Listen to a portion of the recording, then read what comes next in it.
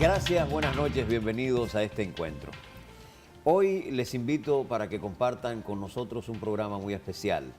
Vamos a hablar de formación religiosa en la juventud, vamos a hablar del trabajo de los salesianos en las provincias, en los pueblos del mundo, digamos, pero específicamente del país, pero naturalmente vamos a hablar del aborto, porque tengo la suerte de que me acompañe durante todo el trayecto de este programa el querido padre Luis Rosario, quien ustedes conocen que estuvo mucho tiempo en la pastoral juvenil y hoy está trabajando su fe cristiana en otra parroquia, pero con él vamos a tratar este y otros temas que van a fluir porque tenemos un conversatorio abierto.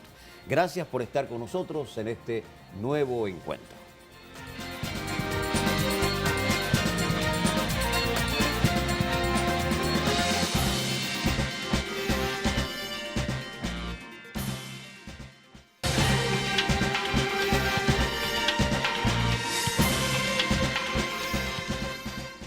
Gracias por estar con nosotros.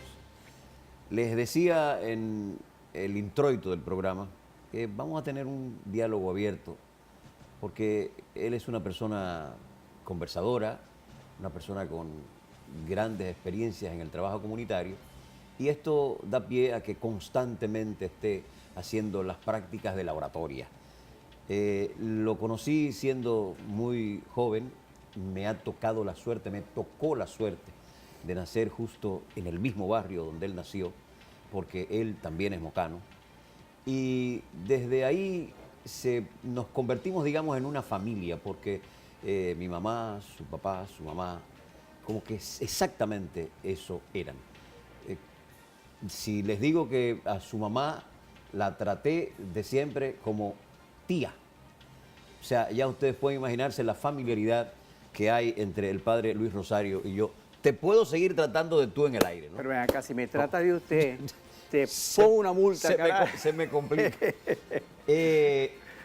¿Ha habido en tu familia, digamos, una tendencia a participar de las actividades sociales? Tu papá fue exiliado político, tu mamá estuvo presa en las 40 en la época de Trujillo, y tú tienes 10 años viviendo en Moca, naces, te quedas 10 años en Moca, vienes a la capital y aquí comienzas a trabajar, pero vuelves a Moca a formarte entonces en el área sacerdotal. Cuéntanos un poco cómo fue todo eso, cómo fue tu infancia, porque hay que hablar muchas cosas contigo. Realmente yo nací frente a tu casa. Ahí está. Frente a donde tú naciste. Sí. Y no nos conocimos desde pequeñito, sí, ¿verdad? Yo te conocí cuando ya tú eras ya más grande. Más adultico. Sí. Y yo era más joven. Sí. Nacimos enfrente. Dos casas que están prácticamente una enfrente a la otra.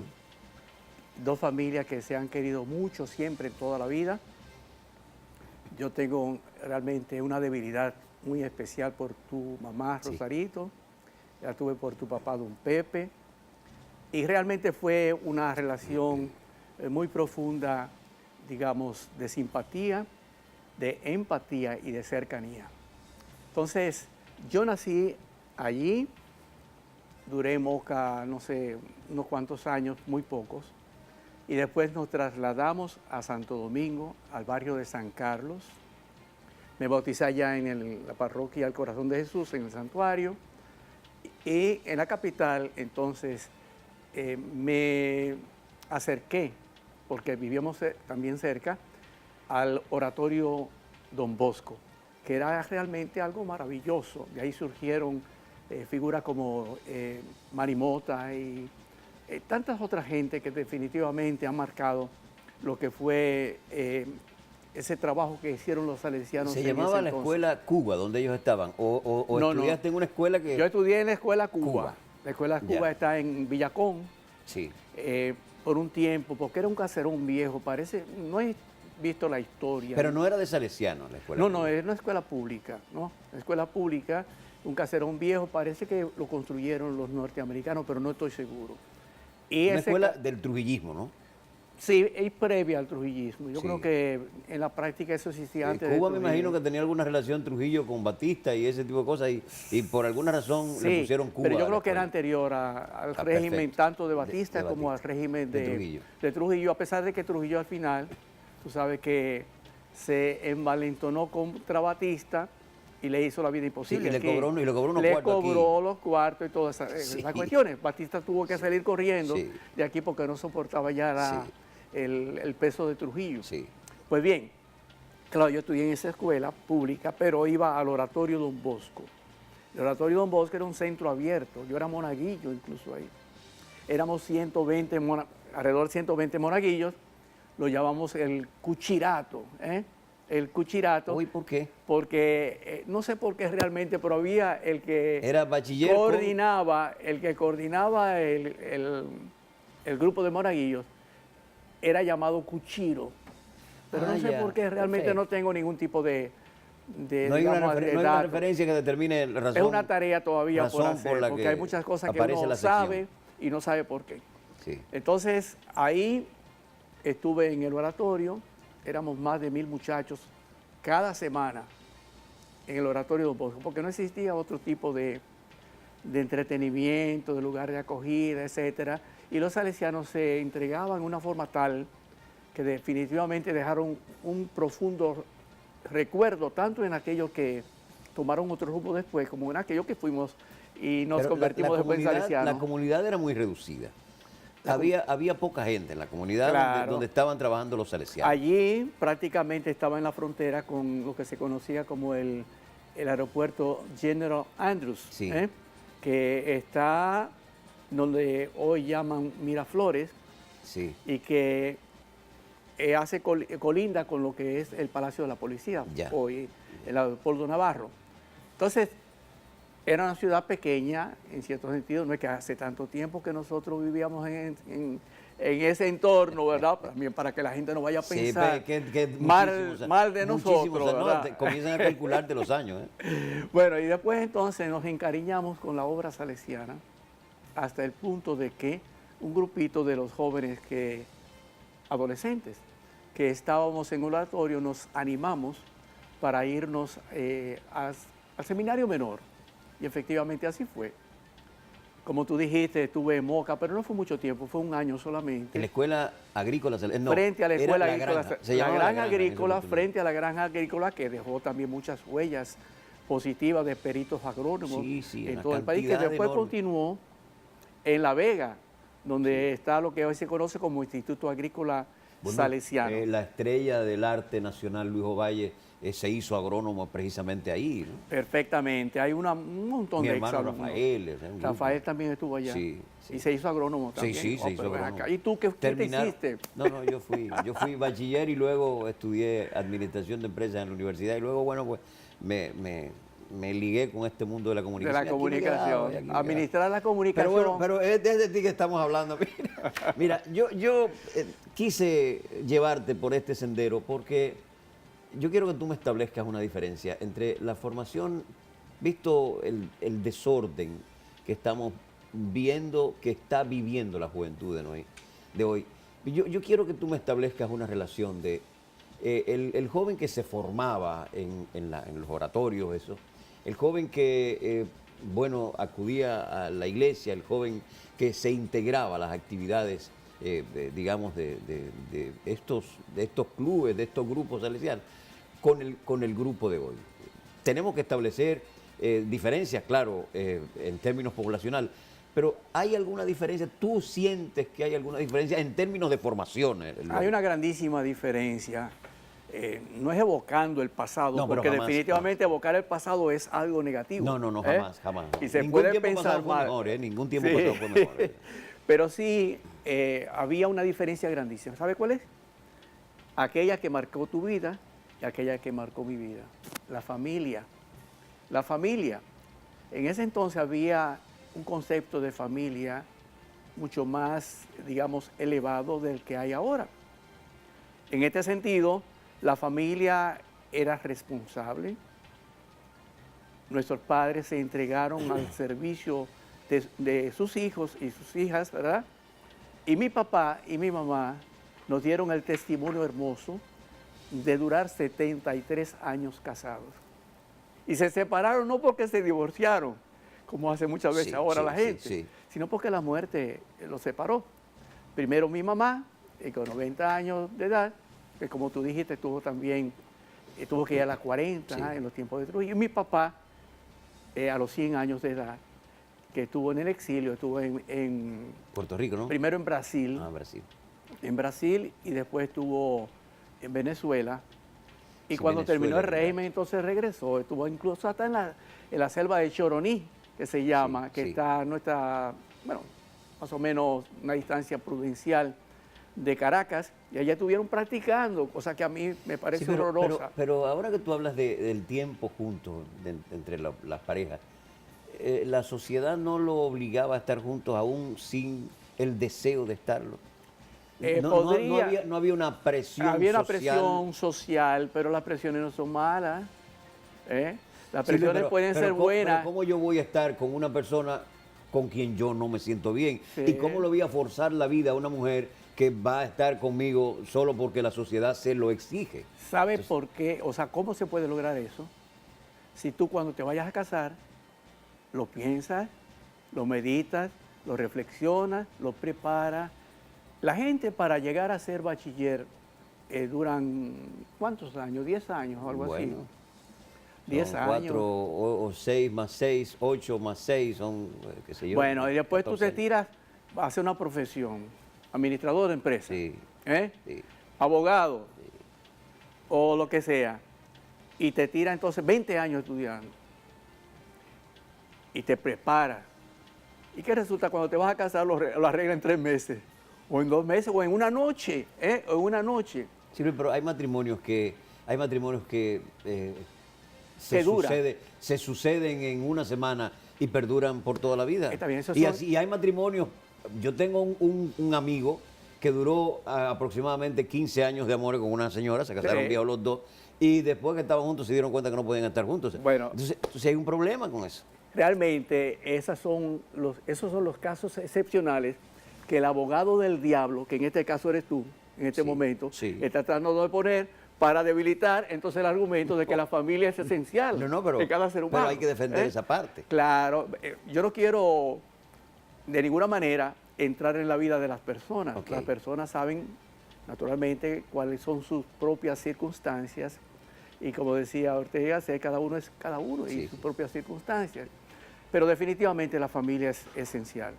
Y la familia es la formación religiosa está haciendo falta, porque siento que cada día hay una sociedad más laica.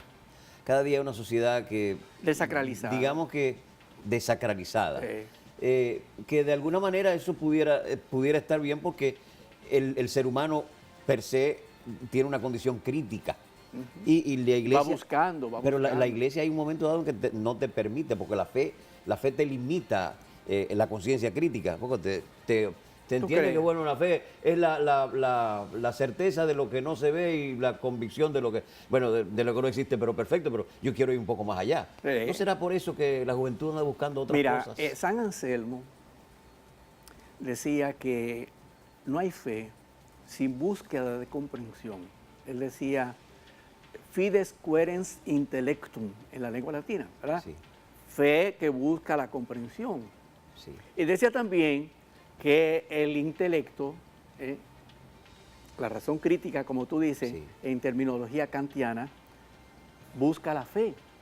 Porque llega un momento en que la razón se da cuenta de que no es todo. Quien crea que a través de la razón va a resolver el problema crucial, enigmático de la vida, está perdido. Es decir, que es una correlación de fuerza, digamos, dialéctica, para utilizar un concepto marxista, entre razón y fe. Yo no creo que uno hacer una opción por la fe en Jesús, en el Evangelio, te coarte. Claro que te coarte en cierto sentido, porque si tú haces una elección, tú te casas con una persona, tú estás coartado también. Entonces la vida tú sabes que tú vas a tener muchísimas limitantes. Tú vas a ser responsable de la formación de un hogar y formar un hogar te poda. Efectivamente, y te interrumpe también un ritmo que Sí. tal vez tú tenías, que es un ritmo de, en cierto sentido, no digo de libertinaje, pero en cierto sentido parecido al libertinaje, porque es el error de mucha gente que se casan creyendo que van a ser igual que antes, en que andaban de aquí para allá, llegaban a la casa a cualquier hora, hacían lo que les daba la gana y definitivamente entonces eso rompe el matrimonio. No, hay una responsabilidad, querida. Claro. Vamos a seguir hablando con el padre Luis Rosario, pero después de estos mensajes.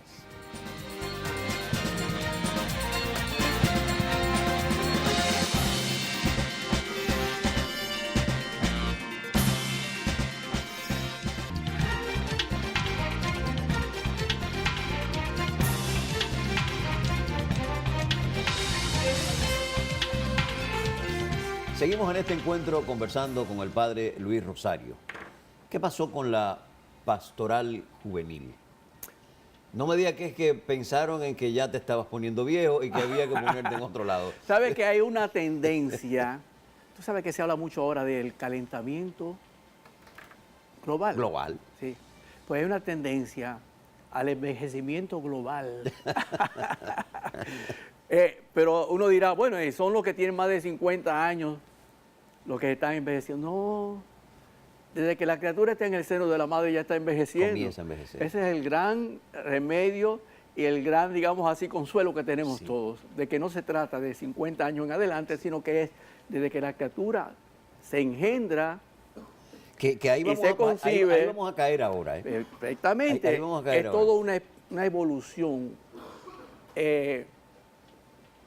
Bergson decía que es un elón vital, es una especie como de impulso vital que se va desarrollando, como cuando tú tiras un copito de nieve que empieza a bajar por la montaña, que está toda nevada, y se va haciendo cada Se vez más vuelve una grande, luz. más grande, más grande. Se Empieza vuelve en una luz. nada, y cuando tú vienes a ver, entonces va, digamos, agarrando cuerpo. Pero sí, sientes que cumplió su tiempo, tu Mira, estadía en la pastoral. Y si pudiera señalarnos, digamos, algunas conquistas tangibles. Yo tengo, desde ahí. hace unos días, una persona que dirige una revista, un jesuita, me pidió que escribiera esos 32 años que yo estuve, no en la pastoral juvenil, porque yo estoy en pastoral juvenil ahora Que también. pensé que me ibas a traer el libro, pero está bien. ¡Cónchale! Pero está bien, no, Se no, me olvidó. pero ni hablar, yo lo voy a comprar, no te preocupes. No, que no se vende. Lo que yo hago no se vende. No, pero está bien. Pero- Es gratis. Caramba, y tenía pensado No, pero no al impor- salir que te pero- iba a traer el pero no último importa. libro. Pero vamos a porque yo narrar todos un los poco años aquí. edito todos los artículos que Sí. yo voy publicando. Sí. Anda la porra, Pero no caramba. importa, vamos a seguir. Señálame esas logros Entonces, tangibles de la pastoral. Le hice un artículo, él me dijo cuántas palabras y todo eso. Va a salir también ahora. Ok. Son 32 años que yo estuve, no en la pastoral juvenil, te voy a especificar, sino estuve en la Casa de la Juventud, Ok. que son dos cosas diferentes, ¿verdad? O sea, son parecidas, pero no son iguales. Porque en pastoral juvenil trabajo yo ahora también. O sea, son correquisitos. La Casa de la Juventud es una institución de la iglesia, y yo fui asignado ahí porque el cardenal Nicolás de Jesús López Rodríguez solicitó al provincial nuestro en el año 1985 que por favor enviara a una persona o le seleccionara una persona para que se encargara del trabajo de la Casa de la Juventud y la Pastoral Juvenil.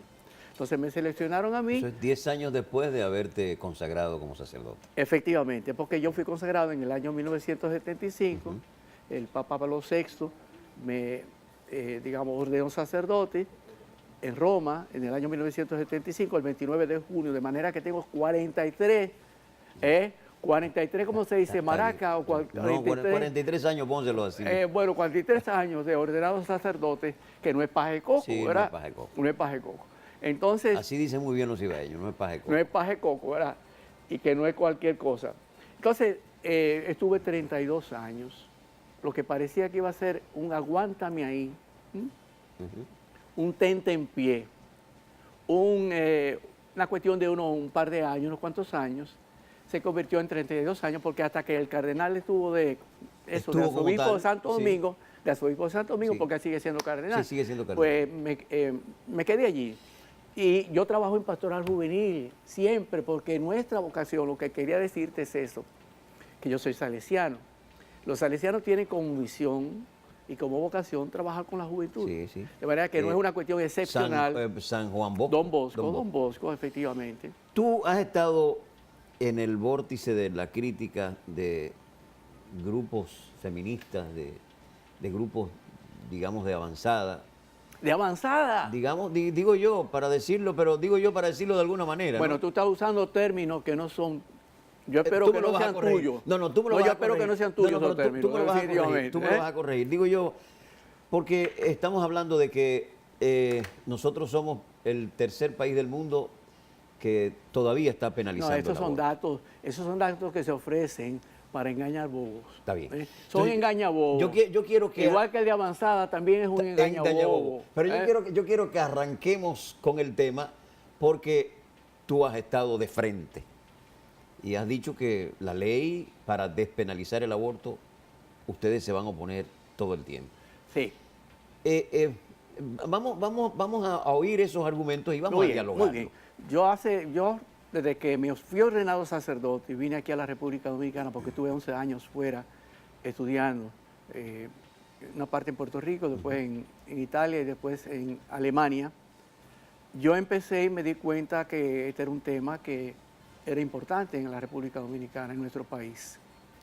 Y efectivamente, desde ese entonces, te digo que hace 43 años que fui ordenado sacerdote, casi desde el principio estoy trabajando y luchando porque le demos el verdadero valor a la vida. Y que no pensemos que la vida humana es una especie, o sea, el ser humano que está en el vientre de su madre, sí. es una especie de apéndice que tú vas y lo agarras y lo botas porque tiene algún problemita, o que tú simplemente para sentirte mejor lo tiras fuera, o por la razón que sea, ¿entiendes? Es decir, que el ser humano merece respeto. Yo tuve, ¿sabe qué me provocó en mí? Esa actitud combativa con respecto a lo que significa la defensa de la vida y contra el aborto. Una experiencia que tuve en Moca. Yo vivía en la Cuesta Beliar, en Juan Lopito, que se llama. Así se llama Juan Tú Lopito. conoces muy bien eso, ¿verdad? Sí, yo conozco. En Juan De ahí es mi esposa. Bueno, no me digas, ¿sí? Sí. Bueno, yo no tengo el Que honor yo sepa, no tengo 30 años con ella, para que... No me para diga. que tú veas que yo tengo formación religiosa y formación Ella de hogar, tiene, tú tienes 30 años Ella tiene con- 30 años soportándome. Pero Soportando, bien, pero ya esas son otras 500. Ya, ¿y tú la soportas a ella también? Sí, no, pero perfectamente bien. Bueno, la experiencia fue que cuando yo tenía unos 6 años, más o menos, voy yo subiendo la Cuesta Beliar, Juan Lopito, que hoy se llama Presidente Vázquez, Sí. esa calle, y que está cerca del el río Moca. Sí. Voy subiendo, y cuando voy llegando ya a la subidita, hay una calle que se llama Colón, ¿eh? Sí. De repente veo un perro que sale huyendo, como dice la gente sí, aquí. Y, ¿qué pasa? Y veo que el perro tiene algo en la boca. Tiene algo en la boca y digo yo, me llamó a curiosidad esa situación y fui y seguí un poquito al perro. El perro se agachó por allá, como hacen los perros cuando ya tienen su presa, y me fui acercando sin perturbarlo y me di cuenta de que tenía un feto No me digas. en las fauces. Eso te marcó, definitivamente. Me marcó de tal forma que me trabajó hasta el momento, hasta el día de hoy, Sí. definitivamente. Y yo creo que es una forma de trabajarle a uno con una experiencia fuerte, porque quienes no han tenido una experiencia fuerte con respecto a lo que es el valor de la vida, y yo la tuve en eso, y la tuve en, tú hablaste ahorita del exilio de mi papá, Sí. pero también a mi primo lo mataron, Sí. a un tío abuelo lo mataron, Sí, sí. Y persiguieron a mi hermano que tú conociste, Sí, que Ramoncito, conocí a Ramón, Ramoncito, ¿verdad? claro. Se salvó de casualidad. El que no ha tenido una experiencia fuerte de lo que significa el valor de la vida, piensa que la vida es cualquier cosa, Sí, Luis, pero que la vida no vale nada. quienes defienden la despenalización hablan de 3 causales. Sí, las 3 causales. Que es, que es el embarazo inviable. Por ejemplo, yo te voy a citar el caso de una amiga que después de 50 años decidió tener un hijo y no ha tenido hijos, ni ella ni porque trajeron al mundo una criatura que tiene que vivir conectada, que no puede salir de su hábitat natural, que entonces vive, y se lo dijo el médico, originalmente le dijo, mira, esa criatura va a tener todos los problemas porque es inviable el embarazo, pero ella dijo, no, Dios está conmigo. Pero el embarazo no fue inviable. Y vamos a tenerlo. El embarazo no fue inviable. Fue viable, lo que pasa no en los criterios que esta persona cree. Yo he conocido mucha gente, mira, conozco también, no soy indiscreto en este caso, un juez de nuestro país, que tiene una criatura también con situaciones semejantes. Conocí una muchacha también, una señora, que vive en Queens, dominicana, que tenía una hija también. Esos niños son muchas veces la alegría más grande. Sí, pero tú lo tienes sufriendo, Luis. No, el que está sufriendo... La vida de ese niño es un sufrimiento eterno. La del niño, ¿quién dijo que está sufriendo? Eso lo decimos nosotros. Okay. Yo conozco personas aquí que se atreven a jugarse su vida por esa criatura. Sí, mira, eso es un cuento, porque si no, tendrían que nacer solamente, ni tú ni yo, porque tú eres elegante, pero no tanto, tú oyes. No, y yo, no puedo verme ahí. Y yo definitivamente tampoco lo soy. Solamente estarían los áreas puras. Perfecto, pero vamos a ver la otra parte, en caso de violación Es violación. El caso de violación, señores, pero ven acá. ¿Quién ha visto que una persona comete un crimen, mata a uno, hace cualquier cosa, y usted entonces se ensaña contra la criaturita que esa persona engendró, que quizás tiene un año, Luis, tiene edad, si esa criatura, es inocente?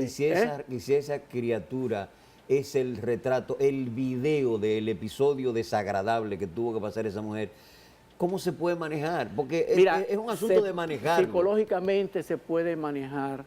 Y si tú no puedes manejarlo, la forma de no manejarlo no es eliminando a la criatura.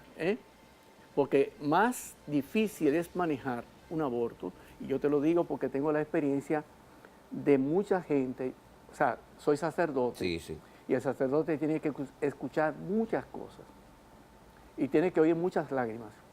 Lo mismo sucede con la mucho más que el psiquiatra y el psicólogo. Con la homosexualidad sucede lo mismo. Ustedes saben los sufrimientos de mucha gente que es homosexual y que le tiene temor a que la sociedad lo vea y lo reprima. Que sufre, ¿no? Y que aunque no la vea ni lo reprima, que sufre su situación, que es muchas veces una situación, digamos así, inducida por violaciones, por personas que se han aprovechado, quizás de cuando este niño cuando era un niñito, o por circunstancias de la vida, porque dicen que la homosexualidad es congénita, no tiene nada que ver con génito. No, es congénita. Es congénita. Es un asunto de... Congénita. Yo estoy seguro y convencido de que no es congénita, de que es educativa, es cultural, y que definitivamente hoy más que nunca se puede demostrar que la homosexualidad y el lesbianismo es inducido porque es que están conduciendo a eso. Sí, yo pienso que en algunos casos, pero hay algunos niños que hay una formación genética. Hay algunos niños que vienen con una condición natural, digamos. Eso lo dices tú. No, lo digo yo. Desde fuera. Te lo estoy preguntando, desde digamos. Fuera. Bueno, esa es la segunda. Eso es una excusa tuya, definitivamente. Porque tú... Nos pasamos a otro tema sin darnos cuenta, pero ¿y qué orden que hay en este programa? Es que el diálogo, seguimos con las causales. Con las causales. Nos falta la otra. Falta la llamada, el llamado aborto terapéutico. Cuando la vida de la madre está en peligro de muerte. Exacto. Y entonces hay que elegir entre uno y la terapia, ¿para qué? A ti te hacen una terapia para matarte. Luis, pero vamos a poner el caso específico de una madre que tiene 3 niños, digamos que adolescentes, llegando a la adolescencia, y que hay una criatura que van a nacer, pero le pone en peligro, pone en riesgo la vida de ella para atender esos 3 muchachos. Ese entonces, es un cuentazo. ¿qué ocurre? Pero es acá, le pone en peligro para atender los 3. Pero ¿y si esa niña, y si por esa circunstancia, esa madre se le muere a esos 3 niños? ¿Qué estamos haciendo con eso, Luis? Definitivamente. Y mira que me estoy convirtiendo en el abogado del diablo. No, está bien, a mí me gusta eso, porque definitivamente tengo que preguntarte con esa... Eso realmente no es más que un desconocimiento de los avances que ha tenido la ciencia médica y la tecnología médica, porque definitivamente hoy en día, primero, esos casos no se dan tanto. Y segundo, si se dan, hay protocolos bien establecidos para la atención de las dos personas, que son dos personas, Sí. la madre y la criaturita que está en el seno de la madre. En el caso extremo de que así fuera, entonces hay que atenderlos los dos. ¿Qué sucede? Que Y atendiendo... uno de los dos va a desaparecer. Uno de los dos, ¿quién desaparece generalmente? Si tú le das un golpetazo no, va a una persona que va a desaparecer es el una niño. criaturita, desaparece el niño. Pero tú no has provocado esa muerte en una forma, digamos así, criminal. Es una manera Mira, bonita de verlo. yo recibí en esta semana, y estoy escribiendo un artículo, te invito a que probablemente el próximo miércoles lo vea en el Listín Diario, valga la promoción. No te preocupes, no te preocupes. Recibí un mensaje en WhatsApp de un médico que vive en un país extranjero de Europa y que me decía, en el día de hoy recibí una oferta sumamente tentadora. Me iban a pagar alrededor de 1.000 euros diarios para que trabajara en un centro de cirugía estética. Muchos de los casos, la mayoría son de cirugía estética para que la mujer se ponga más bonita. Más bonita, y algunos hombres también van, Sí, porque hay de todo en esta viña del Señor. Y hombres que también hacen el transvestismo. Bueno, exacto, pero siguen siendo hombres. Entonces me explicó la persona que también de vez en cuando se hacen abortos. Porque sacar la criatura también es parte de la estética. No te me vayas. Yo pensé que te iba a despedir ahora, pero voy a despedir contigo. Vamos a prácticamente concluir el programa, pero mientras tanto vamos a unos comerciales y volvemos a hablar unos minutitos con el padre Luis.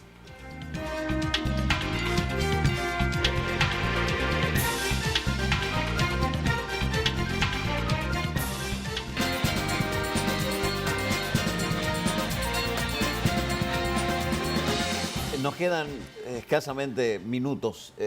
Conclúyeme el cuento, 1.000 euros diarios, más incentivos. Una tentadora oferta para ese médico que es dominicano, exalumno salesiano. No me diga que dijo que no. Dijo que no. Pariguayo, tonto, bobo, conservador, atrasado. Y fue la respuesta de él. Pero yo no soy sicario. Está bien, pero yo no soy sicario. Pero él podía quedarse con la actividad de mejorar el rostro de la gente y no usar la otra parte. Tú contribuye a eso. Yo no soy sicario. El sicario es el que utilizaba la sica. Sí, no en sentido no, en el otro sentido. Con ese. Sí. El puñal. El puñal pequeño que se metía uno y que mataba por encargo. Yo no soy sicario. Yo les dije al principio que este programa iba a tener un diálogo abierto maravilloso, porque hablar con el padre Luis Rosario es precisamente hacer un diálogo fluido. Definitivamente, ¿tú crees que se va o no se va a aprobar esta ley? Tú sabes que en la vida es inconstitucional, no ilegal, sino inconstitucional, que es peor que ilegal. Inconstitucional, porque el artículo 37 de nuestra Constitución lo dice bien claro.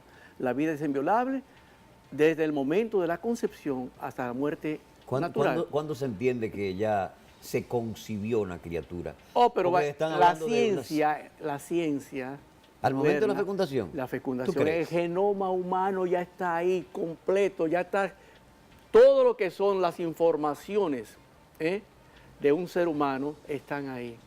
Definitivamente, el que ignora esto, que no eres tú, porque yo sé que tú estás siendo de abogado del diablo. Yo estoy defendiendo. Todavía no he fijado. Estoy defendiendo. Sígueme defendiendo. Todavía no he fijado definitivamente, es un desconocimiento de lo que es la vida. Ya nadie, definitivamente, se va por esa excusa de que si hay no o ser humano, lo que hay simplemente un ser humano en evolución.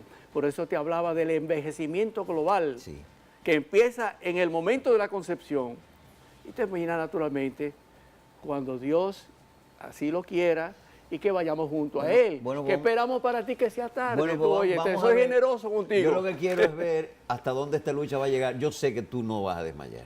No, yo sé que claro tú la que vas a no. llevar hasta las últimas No, y yo consecuencias, porque te conozco y sé cómo eres de radical. Y yo soy de los conservadores, Sí. quiere decir que no soy tan radical. Sí, sí. Hay otros que son más Sí, que son radicales más que yo, radicales que tú. definitivamente.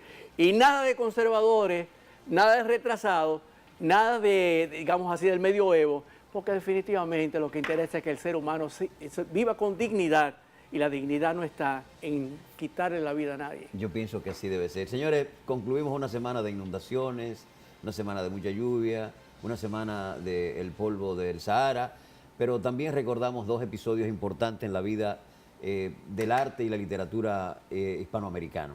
El nacimiento del gran poeta chileno Pablo Neruda y la muerte de una mujer con todas las controversias del mundo, digamos que pintaba precioso, una vida tortuosa, complicadísima, de Frida Kahlo, la mexicana. Pienso que íconos de la literatura y del arte debemos conocerlos para ver cómo apreciaban la vida y en qué momento, digamos, se forjaron y cómo se forjaron como artistas, porque pienso que en cada ser humano hay una condición artística innata. Gracias al padre Luis Rosario, un conversatorio intenso, maravilloso, y yo espero que ustedes también lo hayan disfrutado como yo. Gracias, la próxima semana nos vemos en este mismo canal, Telefuturo, Canal 23.